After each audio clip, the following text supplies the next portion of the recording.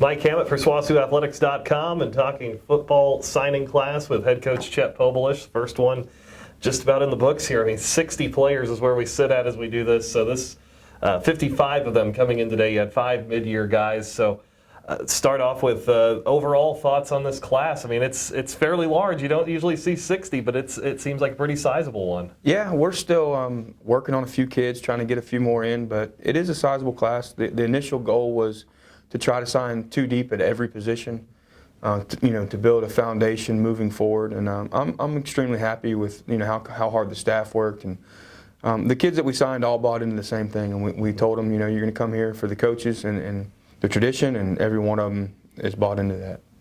The thing that jumps out about this list, I mean, you have 60. It's difficult to talk about all of those kids at one time, but the thing that jumps out, all the Oklahoma kids, there's a good number of Texas kids in there. Is that where you guys kind of zeroed in as setting your foundation for what you want to build here? Yes, there's no doubt. We wanted to make our focus Oklahoma, and we wanted to start at Weatherford and branch out from there, and I think we did. I think as we continue to build relationships, that number will go up even more. I know we signed a lot, but I anticipate signing more and more every year. We signed more Texas kids than I probably anticipated. Those kids came here and loved Weatherford, Oklahoma. Our coaches did a good job of recruiting those kids, so it was a good experience on both sides. So you look at this class coming in, like you say, you wanted to go 2 deep at each position to build that. Is that what the goal is with this group? I mean, it's a lot of freshmen. You do have a couple junior college transfers and other transfers sprinkled in here and there, but is that the goal, is just to build from that freshman class and keep building in that manner anyway? I mean, it really is. That's what we wanted to do, build it that way, create some depth, create a future, make sure that we're taken care of down the road. And we're not done. I want to make sure we understand that we're still recruiting. There's still some guys you're going to see come in. There's still some guys probably work later in the week, and hopefully this number gets up to closer to 70 when we're all said and done. As far as overall recruiting, like you say, you're still out there, but now that this part's in, what does this do for your staff? I mean, you guys have been out there working real hard since you got here. What's this show you about your staff, and what's next now for this group? Well, first, it was real nice having a staff put together that knew what we were all about, knew what we were selling, and buying into that and believing in that. So the message was always the same. So that was good.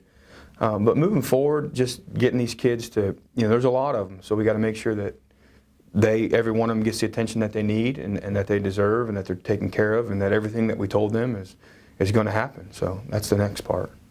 I like to say with 60, it's so hard to single out some of these kids anyway. But like you mentioned, these local kids in particular, I know you got a signing from Clinton, you've got one from Thomas, you got a couple from Anadarko, there's one from Woodward. I mean, just these that are so close. How important do you see that even as bringing in a fan base and letting the people of Western Oklahoma too, not just the athletes, but people in the population in general know that this area matters and this area is important? It really does.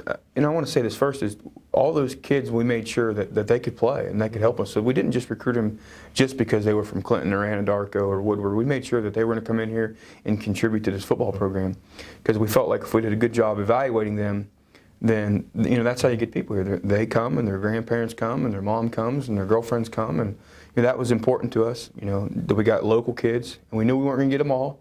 We're going to try to get the ones that we thought could play college football. We were going to try to get them to come here and be Bulldogs, and I think we did a tremendous job of that. As far as this program now, where you sit, the recruiting is, like you say, just about over. What's next? What's the big thing you're looking for with the guys you already have on campus, and then getting ready to bring these guys in here at the beginning of August? Yeah, and I talked to the staff about it yesterday. Recruiting's great. It's the lifeline of our program. We all understand that.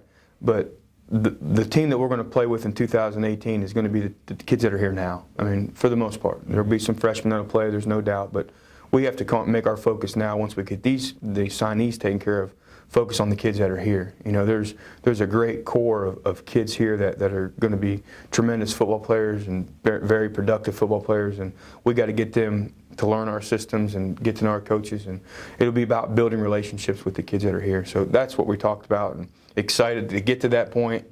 I feel like we know our recruits almost better than we know our own team right now, so we got to exponentially get to know these kids that are here. Coach, looks like a great class. Looking forward to it. Thanks for the time. Thank you, Mike.